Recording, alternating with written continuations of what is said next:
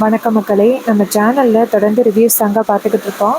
அந்த வகையில் இப்போ நம்ம எதை பற்றின ரிவ்யூ பார்க்க போகிறோம் அப்படின்னா, நம்ம மாயா கதையில் மார்ச் 12 என்ன நடக்க போகுது அப்படிங்கிறத பற்றி தான் இந்த வீடியோவில் பார்க்க போகிறோம். ஸோ மறக்காமல் இந்த வீடியோவுக்கு லைக் பண்ணிக்கோங்க, நம்ம சேனலையும் சப்ஸ்கிரைப் பண்ணிவிட்டு பக்கத்தில் உள்ள பெல்லைக்கானையும் கிளிக் பண்ணி ஆல்னு செட் பண்ணிக்கோங்க. அப்போ தாங்க அடுத்தடுத்து வீடியோஸ் போடும் பொழுது உங்களுக்கு நோட்டிஃபிகேஷன் வரும், பார்க்கலாம். சரி, வீடியோவில் என்ன நடக்குது அப்படிங்கிறத பற்றி நம்ம இப்போ பார்ப்போம். என்ன நடக்குது அப்படின்னா, நம்ம பத்மாவும் பார்வதியும் மகாலிங்கம் சொன்னதை கேட்டுட்டு ரொம்ப அதிர்ச்சியாகி அங்கேருந்து வராங்க. அப்போ நம்ம மகாலிங்கம் ரொம்ப ஹாப்பியாக, எப்படியோ 40 லட்சத்தை அவளுக்கு 2 பேருக்கிட்ட இருந்தும் ஆட்டையை போட்டாச்சு. அவளுக்கு இனிமேல் என்ன பண்ணாலும் அவளுக்கு கைக்கு அந்த 40 லட்சம் போகாது. 40 லட்சம் பணம் சாதாரண விஷயமா? இந்த 40 லட்சம் பணத்துக்கு எத்தனை வருஷம் உழைக்கணும், ஆனா ஈஸியா கிடைச்சிருச்சு. இந்த 40 லட்சத்தை அப்படி சுலபமா கொண்டு போய் அவங்க கையில கொடுத்துருவனா? அதுக்கெல்லாம் வாய்ப்பே கிடையாது. இந்த 40 லட்சம் பணம் இனிமே எனக்கு தான். அந்த பத்மாவும் பார்வதியும் நல்லா என்கிட்ட ஏமாந்துட்டாங்க. ஆனா இவ்வளவும் என்கிட்ட ஏமாந்தாலும் இன்னமும் அந்த காசை என் கையில கொண்டாந்து கொடுக்குறாங்களே, அதை நினைச்சாதான் எனக்கு ரொம்ப சிரிப்பா இருக்கு. இன்னமும் அவங்க கிட்ட இன்னும் என்ன கேட்டாலும் கொண்டாந்து கொடுப்பாங்க போலயே அப்படின்னு நம்ம மகாலிங்கம் நினைக்கிறாரு. அப்ப நம்ம மகாலிங்கம் அந்த பணத்தை எடுத்துக்கிட்டு ரொம்ப ரொம்ப ஜாலியா வீட்டுக்கு போறாரு. அங்க போயிட்டு நேரா அவர் பொண்டாட்டியை கூப்பிடுறாரு. பொண்டாட்டி அங்கேருந்து வந்துட்டு, என்னங்க, சாரு கல்யாணத்துக்கு அப்புறம் இந்த மாதிரி உங்களை சந்தோஷமா பார்த்ததே கிடையாது, என்ன ரொம்ப சந்தோஷமா இருக்கீங்க? அப்ப மகாலிங்கம் சொல்றாரு, ஏய், எனக்கு 40 லட்சம் லாட்ரி அடிச்சிருக்குடி. இதை கேட்டதோட அவங்க சொல்றாங்க, என்னப்ப சொல்றீங்க? அப்ப மகாலிங்கம் சொல்றாரு, ஆமா, 40 லட்சம் சுலபமா உழைக்காமையே என் கையில கிடைச்சிருச்சு. இதை வச்சு நான் ஒரு 10 ஏக்கர் நிலத்தை வாங்க போறேன்டி. இதை கேட்டதோட அவங்க சொல்றாங்க, என்னங்க, வாங்குங்க, இந்த 40 லட்சம் பணத்தை உடனே வந்துட்டு நிலத்துல போட்டுருங்க, அதான் நல்லது. இது கேட்டதோட மகாலிங்கமும், சரி சரி, நான் கண்டிப்பா பண்றேன் அப்படின்னு சொல்றாரு. அப்புறமா மகாலிங்கம் ரொம்ப ரொம்ப ஜாலியா நேரா ஒரு இடத்துக்கு போயிட்டு 40 லட்சத்துக்கு ஒரு நிலத்தை வாங்கணும்னு பேசிக்கிட்டு இருக்காரு. அப்ப நம்ம மாயாவுக்கு தெரிஞ்ச ஒருத்தர் மகாலிங்கத்தை பாக்குறாங்க. அப்ப மகாலிங்கம் சொல்றாரு, இந்த இடத்த நான் தான் குத்தகைக்கு எடுக்க போறேன் அப்படின்னு சொல்லி பேசிக்கிட்டு இருக்காங்க. அப்ப அவர் கேட்கிறாரு, பக்கத்துல உள்ளவர், இவ்வளோ காசும் ஏது உங்களுக்கு? கொஞ்ச நாளா உங்க கம்பெனி எல்லாம் ரொம்ப டல்லா போயிட்டு இருக்குன்னு கேள்விப்பட்டேன். இப்ப திடீர்னு 40 லட்சத்தை எடுத்து நீட்டுறீங்க, என்னையா உங்க காட்டுல மழை போல? அப்ப மகாலிங்க சொல்றாரு, யோ, என்ன இப்படி பேசுற? இதெல்லாம் நான் உழைச்ச காசு, இது எதுவுமே தானா வந்த காசு கிடையாது அப்படின்னு சொல்லி பேசிக்கிட்டு இருக்காரு. இது எல்லாத்தையுமே ஒருத்தர் காதுல வாங்கிட்டு நேரா மாயாவுக்கு ஃபோன் பண்றாங்க. மாயா ஃபோன் அட்டன் பண்ணி, சொல்லுங்க அப்படின்னு சொல்ல அவர் சொல்றாரு, அம்மாடி, நீ மாயா தானமா பேசுற, ரகுராமையோட பொண்ணு? மாயா சொல்றாங்க, ஆமா ஆமா. அவங்க சொல்றாங்க, அம்மாடி, இப்ப குத்தகைக்கு எடுத்திருந்தாங்கல்ல, அது இந்த மகாலிங்க குத்தகைக்கு எடுக்கிறாரு. அவர்கிட்ட எது 40 லட்சம்னு தெரியல. ஏம்மா, எனக்கு என்னமோ சந்தேகமா இருந்துச்சு, அதாம்மா உனக்கு ஃபோன் பண்ணேன். மாயா சொல்றாங்க, சரி, என்கிட்ட இன்ஃபர்மேஷன் சொன்ன வரைக்கும் ரொம்ப நன்றி. அவர் சொல்றாரு, சரிம்மா அப்படின்னு சொன்னதோட மாயா ஃபோனை கட் பண்றாங்க. மாயாவுக்கு சந்தேகம், மகாலிங்கத்தோட பிஸ்னஸ் கொஞ்ச நாளா ரொம்ப டல்லா போயிட்டு இருக்கு அப்படின்னு நல்லாவே தெரியும். அவருக்கு ஏது இவ்வளோ பணம் அப்படின்னு மாயாவுக்கு சந்தேகம் வர ஆரம்பிச்சிருது. அப்ப மாயா நேரா ஜானகியை போய் பார்க்குறாங்க. பெரியம்மா அப்படின்னு. ஜானகி மாயாட்ட, சொல்லு மாயா, என்னாச்சு?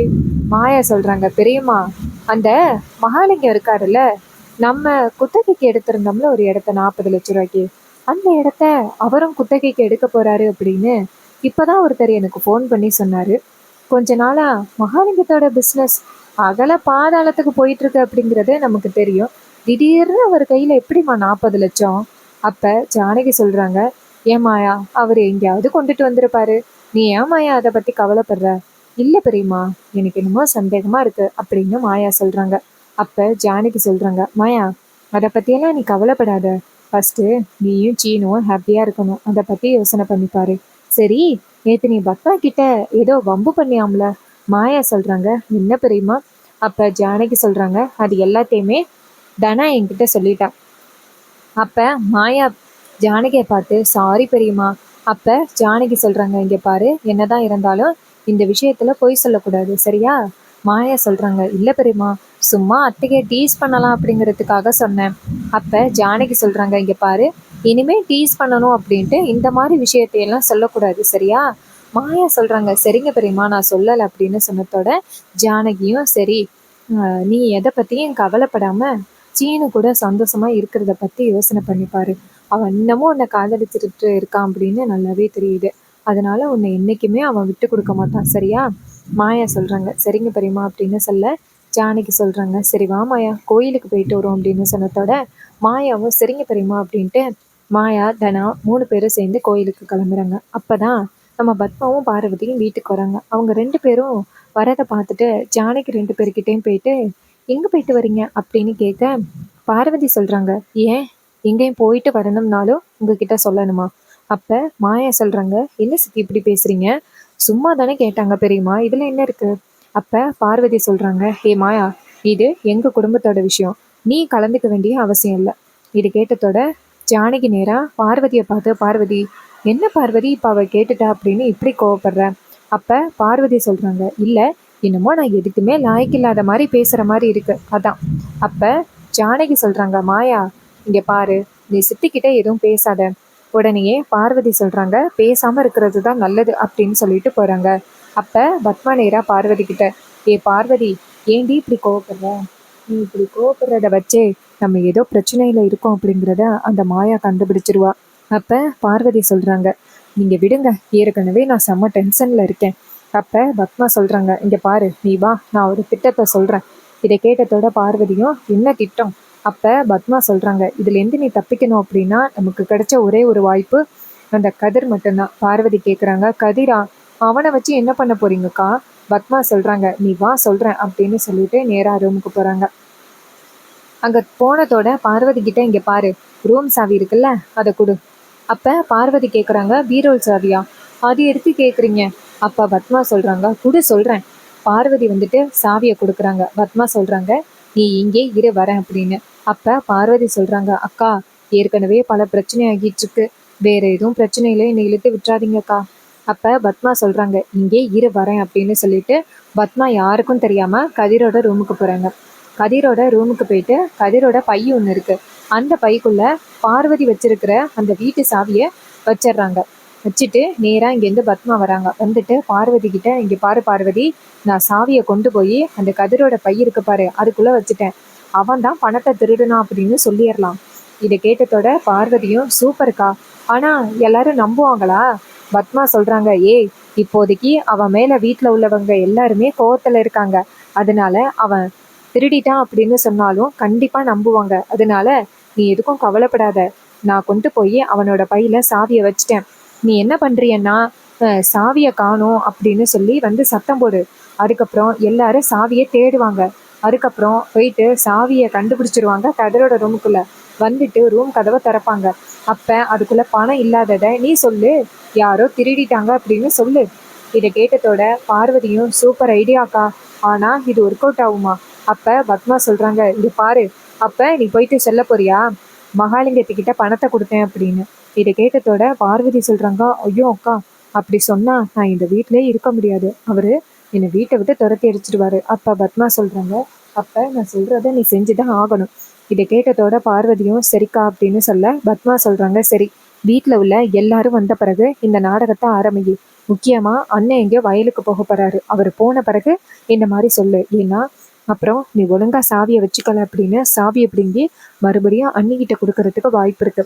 இதை கேட்டதோட பார்வதியும், சரிக்கா அப்படின்னு சொல்ல பத்மா அந்த இடத்துல இருந்து வெளியில வராங்க. வெளியில வந்ததோட ரகுராம் என்ன பண்றாருன்னா, நேரா வெளியில வந்துட்டு, பத்மா வயலுக்கு போயிட்டு வரேன் அப்படின்னு சொல்லிட்டு போறாரு. அப்புறமா கோயிலுக்கு போன ஜானகி, பத்மா எல்லாரும் வராங்க. வந்ததோட நம்ம சிவா இங்கேருந்து வராரு. வந்துட்டு, ஏ பார்வதி, அந்த குத்தகை பணம் ஒரு 40 லட்சம் கொடுத்தேன்னா அதில் ஒரு 10 லட்சம் எடுத்துட்டு வா அப்படின்னு சொன்னதோட பார்வதி நேராக பத்மாவை பார்க்க, பத்மா நேராக பார்வதி கிட்ட சொன்னதை செய்ய அப்படின்னு சொன்னதோட பார்வதியும் அப்படியே லைட்டாக தலையாட்டிக்கிட்டு நேராக சிவாவை பார்க்க, சிவா கேட்குறாரு, என்ன பார்வதி பார்த்துக்கிட்டே இருக்க, போயிட்டு பணத்தை எடுத்துட்டு வா. பார்வதியும் சரிங்க அப்படின்னு சொல்லிட்டு போயிட்டு ரூமுக்குள்ள போயிட்டு சாவியை தேடுற மாதிரி ஆக்ஷன் கொடுக்குறாங்க. அப்பன்னு பார்த்து வீட்டில் உள்ள எல்லாரும் வராங்க. பாட்டி சிவாவை பார்த்து, என்ன சிவா எங்கேயும் முக்கியமான விஷயமா கிளம்புறியா? அப்ப சிவா சொல்றாரு, ஆமாம் பாட்டி, ஒரு 10 லட்சம் பணம் தேவைப்பட்டுச்சு, நம்ம விவசாயத்துக்காக தான். அதான் பார்வதியை பணத்தை எடுத்துட்டு வர சொன்னேன். என்ன இவ்வளோ நேரம் ஆகுதுன்னு தெரியல. அப்ப பார்வதி சொல்றாங்க, பாட்டி சொல்றாங்க, இருப்பா எடுத்துட்டு வருவா.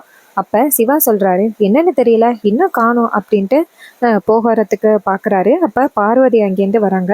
சிவா பார்வதி கிட்ட, என்னடி நான் உன்கிட்ட என்ன கேட்டேன், நீ என்ன பண்ணிட்டு வர, என்ன அதுக்கும் காசு கொடுக்க மாட்டேன்னு சொல்றியா? இங்க பாரு, இது ஒரு முதல் மாதிரி தான். அப்ப பார்வதி சொல்றாங்க, என்னங்க சாவியை காணோம். இது கேட்டதோட நம்ம சிவாவுக்கு ரொம்ப அதிர்ச்சி. என்னடி சொல்ற, சாவியை காணுமா? அப்ப பார்வதி சொல்றாங்க, ஆமாங்க, வீட்டோட அந்த சாவியை காணோம். இதை கேட்டதோட சிவா ரொம்ப அதிர்ச்சியாகி, ஏய் காணும்னு சொல்றியா, நீ வேற ஏதாவது பண்ணிட்டியா, சொல்லுடி மரியாதையா. அப்ப பார்வதி சொல்றாங்க, என்னங்க நான் அதை வச்சு என்னங்க பண்ண போறேன், சாவியை காணுங்க, வீட்டுக்குள்ள தலைவாணிக்கு கீழே வச்சிருந்த சாவியை காணும். இதை கேட்டதோட ரொம்ப அதிர்ச்சி ஆகுறாரு சிவா. அப்ப ஜானகி சொல்றாங்க, பார்வதி நல்லா தேடி பாரு, ரூமுக்குள்ள தான் இருக்கும். பார்வதி சொல்றாங்க, நீங்க எல்லாரும் வேணும்னா வாங்க தேடி பாருங்க அப்படின்னு சொன்னதோட எல்லாரும் போறாங்க. ரூமுக்குள்ள போயிட்டு எங்க பார்த்தாலும் தேடுறாங்க. பார்த்தா சாவியை எங்கேயுமே காணும். பார்வதி சொல்றாங்க, பாத்தீங்களா சாவியை எங்கேயுமே காணும்.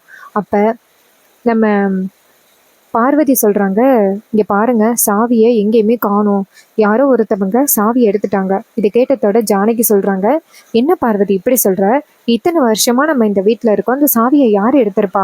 அப்ப பத்மா சொல்றாங்க, இத்தனை வருஷமா நம்ம மட்டும்தானே வீட்டுல இருந்தோம், புதுசா யாரும் இல்லை இல்ல. அப்ப எல்லாரும் பத்மாவை பார்க்க, அப்ப பத்மா சொல்றாங்க, ஆமா, இந்த வீட்டுல புதுசா வந்திருக்கிறதுனா இந்த கதிர் தான், இவன் தான் எடுத்திருப்பான்னு எனக்கு தோணுது. இதை கேட்டதோட கதிர் சொல்றாரு, இங்க பாருங்க சித்தி, நான் எதுக்காக அந்த பணத்தை எடுக்க போறேன், சாவியை எடுக்க போறேன், எனக்கு அதுக்கான அவசியமும் இல்லை. அப்ப பத்மா சொல்றாங்க, இங்க பாரு, இது வரைக்கும் நாங்க எல்லாருமே உன் மேல நம்பிக்கை வச்சிருந்தது போதும், நீ எங்களுக்கு எவ்வளவோ துரோகத்தை பண்ணிட்ட, நீ தான் சாவி எடுத்திருப்ப அப்படின்னு எனக்கு தோணுது. எல்லாரும் போயிட்டு அந்த கதிரோட ரூம்ல ஃபர்ஸ்ட் பாருங்க. இதை பார்த்ததோட மாயாவுக்கு ஷாக்கு. இவங்க வாலண்டியரா கதிரோட ரூம்ல போய் தேடி பாரு அப்படின்னா கண்டிப்பா கதிரோட ரூம்ல தான் சாவி இருக்கிறதுக்கு வாய்ப்பு இருக்கு அப்படின்னு மாயா நினைக்கிறாங்க. அப்ப பார்வதி என்ன பண்றாங்கன்னா, நேரா கதிரை பார்த்து, கதிர் நீ தான் எடுத்திருப்பேன்னு தோணுது, நீ தான் அடிக்கடி என் ரூம் பக்கம் வந்த, நான் பார்த்தேன், காலையில கூட வந்த. அப்ப கதிர் சொல்றாரு, இங்க பாருங்க, நான் எப்போ ரூமுக்கு வந்தேன், நான் மாடியில தான் இருக்கேன். அப்ப பார்வதி சொல்றாங்க, பொய் சொல்லாத, இங்க பாருங்க, இவன் தான் ரூம் பக்கம் அடிக்கடி வந்தான், இவன் தான் வந்துட்டு நான் சாவி எங்க வைக்கிறேன்னு தெரிஞ்சுக்கிட்டு சாவி எடுத்துட்டான், எனக்கு இவன் மேல நம்பிக்கையே இல்லை, எல்லாரும் போயிட்டு இவனோட ரூமை பாருங்க அப்படின்னு சொன்னதோட சிவா நேரா பார்வதியை பார்த்து, பார்வதி நீ சொல்றது மட்டும் பொய்யா இருந்துச்சுன்னா அவ்வளவுதான். பார்வதி சொல்றாங்க, போயிட்டு எல்லாரும் ரூம்ல பாருங்க, அங்கதான் வச்சிருப்பான் பாருங்க அப்படின்னு சொன்னதோட எல்லாரும் கதிரோட ரூமுக்கு போறாங்க. கதிர் அமைதியா நிக்கிறாரு, போய் தேடிக்கோங்க அங்க ஒண்ணு இருக்காது அப்படின்னு. மாயா இதையெல்லாம் பார்த்துட்டு கண்டிப்பா இது அத்தையோட திட்டமா தான் இருக்கும் அப்படின்னு கண்டுபிடிச்சிட்டாங்க. அப்ப பார்வதி நேரா ரூமுக்கு போறாங்க. அங்க போயிட்டு அங்க உள்ள சாவியை எடுத்துட்டு வராங்க. சாவியை பார்த்ததோட எல்லாருக்குமே ரொம்ப அதிர்ச்சி. அப்ப பார்வதி சொல்றாங்க, இந்த சாவி இந்த கதிரோட ரூம்ல தான் இருந்துச்சு. அப்ப இந்த கதிர் தானே இந்த சாவி எடுத்தான்னு அர்த்தம். டேய் எதுக்குடா சாவி எடுத்த? அப்ப கதிர் சொல்றாரு, இங்க பாருங்க, நான் சாவி எடுக்கல, இந்த சாவி எப்படி என் ரூமுக்குள்ள வந்துச்சுன்னு தெரியல. அப்ப பார்வதி சொல்றாங்க, இங்க பாரு, நான் போயிட்டு இப்ப ரூம் கதவை திறப்பேன், அதுல மட்டும் ஏதாவது ஒண்ணு காணாம போயிருந்துச்சு ஒண்ணு, அவ்வளவுதான். அப்ப கதிர் சொல்றாரு, இங்க பாருங்க, அந்த சாவியை நான் எடுக்கவே இல்லை, எனக்கும் அந்த சாவிக்கும் எந்தவித சம்மந்தமும் இல்லை, தயவு செஞ்சு ஏன் மேல பழி போடாதீங்க அப்படின்னு சொல்ல. அப்ப பார்வதி சொல்றாங்க, நடிச்சது போதும், நாங்க போய் பார்த்துட்டு அதுக்கப்புறம் சொல்றோம் அப்படின்னு சொல்லிட்டு பார்வதி நேரா ரூமுக்குள்ள போறாங்க. போயிட்டு கதவை திறக்கிறாங்க. கதவை திறந்துட்டு அப்படியே பாக்குறாங்க. பார்த்துட்டு பார்வதி நேரா வெளியில வராங்க. வெளியில வந்துட்டு அப்படியே அழுதுகிட்டே, என்னங்க வீட்டுக்குள்ள இருந்த 40 லட்சத்தை காணும் அப்படின்னு சொல்றாங்க. இது கேட்டதோட சிவா ரொம்ப அதிர்ச்சி ஆகுறாரு. வீட்டுல உள்ள எல்லாரும் ஷாக் ஆகுறாங்க. அப்ப பார்வதி சொல்றாங்க, என்னங்க இந்த கதிரோட ரூம்ல தானே அந்த சாவி இருந்துச்சு, இவன் யாருக்கும் தெரியாம எடுத்துட்டு போயிட்டு பணத்தை என்னமோ பண்ணிட்டான், இவனை நம்பவே கூடாதுன்னு அப்பவே சொன்னேன்னு, வீட்டுக்குள்ள திருடனை விட்டு இப்படி ஆகிருச்சே, என்னங்க இவனை விடாதீங்க அப்படின்னு சொல்லிட்டு அந்த பார்வதி அடுக்கடுக்கா கதிர் மேல பழி போடுறாங்க. இத பார்த்துட்டு நம்ம பத்மா சொல்றாங்க, ஆமா நான் அப்பையிலேருந்தே சொன்னேன், இவன் நல்லவனே கிடையாது, இவன் திருடன் அப்படின்னு சொல்லிட்டே இருந்தேன், கொஞ்சமாவது யாராவது காதுல வாங்கினீங்களா? கடைசியில இப்படி வீட்டுக்குள்ளேயே திருடிட்டானே அப்படின்னு சொல்லிட்டு அந்த பார்வதியும் அடுக்கடுக்கா அந்த கதிர் மேல பழி போடுறாங்க. அப்ப மாயா டக்குன்னு, நீங்க பாருங்க, கதிர் மேல எந்த தப்பும் இல்ல, அவன் எந்த பணத்தையும் எடுக்கவே இல்ல, அவன் மேல தேவையில்லாம யாரும் பழி போடாதீங்க. அப்ப பத்மா சொல்றாங்க, வந்துட்டியாமா, இவனை பத்தி ஏதாவது ஒண்ணு சொல்லிட்டா போதுமே, அப்படியே உனக்கு மூக்கு வேத்துரும். உன் புருஷனுக்கு கூட நீ இப்படி சப்போர்ட் பண்ணி நான் பார்த்ததே கிடையாது. இந்த அளவுக்கு நீ அவனுக்கு சப்போர்ட் பண்றன்னா எவ்வளவு பெரிய ஆளா இருப்ப. அப்ப உனக்கு உன் புருஷனை விட இவன் தானே முக்கியம் அப்படின்னு சொல்லிட்டு பத்மா ரொம்ப ரொம்ப மட்டமா பேசுறாங்க. இதையெல்லாம் கேட்டுட்டு நம்ம சிவா சொல்றாரு, அக்கா என்ன பேசுற? அப்ப பத்மா சொல்றாங்க, ஆமா, 40 லட்சம் பணத்தை இவன் தின்னுட்டு இப்படி நிக்கிறான், இந்த மாயா வந்துட்டு இப்படி சப்போர்ட் பண்றான். 40 லட்சம் பணம்ங்கிறது சாதாரண விஷயமா? சாவியை எடுத்துட்டு போயிட்டு யாருக்கும் தெரியாம திருடிட்டான் இவன். இந்த திருடனை வீட்டுக்குள்ள வச்சுக்க கூடாதுன்னு நான் அப்பவே சொன்னேன்ல, யாராவது கேட்டீங்களா? பாத்தீங்களா, இப்ப வீட்டுக்குள்ள உள்ள பணத்தையே எடுத்துட்டான். அப்ப மாயா சொல்றாங்க, இங்க பாருங்க அத்தை, அந்த பணத்தை ஒன்னும் கதிர் எடுக்கல, அந்த பணம் எங்க போனுச்சு அப்படிங்கறது எனக்கு தெரியும். இதை கேட்டதோட பத்மாவுக்கு அப்படியே மொழியெல்லாம் பிதுங்க ஆரம்பிச்சுட்டு பார்வதிக்கும் ஷாக்கு. ஏன்னா மாயா எந்த விஷயமா இருந்தாலும் சுலபமா கண்டுபிடிச்சிருவாங்க, அந்த பணத்தை காணோம் அப்படிங்கறது மாயா எனக்கு தெரியும்னு சொன்னதோட பார்வதிக்கும் பத்மாவுக்கும் பயம் அதிகரிக்க ஆரம்பிச்சிருச்சு. சிவா கேக்குறாரு, மாயா பணம் எங்க போனுச்சுன்னு உனக்கு தெரியுமா? மாயா சொல்றாங்க, ஆமா சித்தப்பா, பணம் எங்க போனுச்சு அப்படிங்கறது எனக்கு தெரியும். ஆனா தேவையில்லாம இவங்க கதிர் மேல பழி போடுறாங்கல்ல, அதுதான் ஏன்னு புரியல. அப்ப பத்மா சொல்றாங்க, ஹே மாயா, என்னடி ரொம்ப ஓவரா கதிருக்கு சப்போர்ட் பண்ற? என்ன என் புள்ள புருஷனா உனக்கு, இல்ல இவன் புருஷனா அப்படின்னு. இது கேட்டதோட மாயா டென்ஷன் ஆகுறாங்க. அத்தை, வார்த்தைய கொஞ்சம் அளந்து பேசுங்க, இந்த மாதிரி எல்லாம் கேவலமா பேசாதீங்க. அப்ப பத்மா சொல்றாங்க, ஏய் என்னடி என்னடி ரொம்ப ஓவரா பேசுற? நானும் ஆரம்பத்துல இருந்து பாக்குறேன், நீ பூரா சப்போர்ட்டும் இந்த கதிருக்கு தானே கொடுத்துக்கிட்டு இருக்க. நீ என்னைக்கு வந்துட்டு என் பிள்ளைக்கு மரியாதை கொடுத்துருக்க? நீ என் பிள்ளை கூட என்னைக்கு நீ சந்தோஷமா வாழ்ந்திருக்க? 2-3 நாளைக்கு முன்னாடி கூட வாந்தி எடுத்தியே, இந்த வாந்திக்கு யாரு காரணம்? இவன் தானே அப்படின்னு சொன்னதோட மாயா செம்ம டென்ஷன் ஆகிடுறாங்க. ஓங்கி பத்மாவா அரைஞ்சிடுறாங்க. இன்னொரு பக்கம் நம்ம கதிர் அங்க உள்ளவங்க எல்லாருமே அதிர்ச்சி ஆகுறாங்க. அப்ப பத்மா சொல்றாங்க, பாத்தியா, அவனை பத்தி தப்பா சொன்னதோட அவனுக்கு எப்படி கோவம் வருது. அப்ப 2 பேரும் உறவுல இருக்கிறது உண்மைதானே?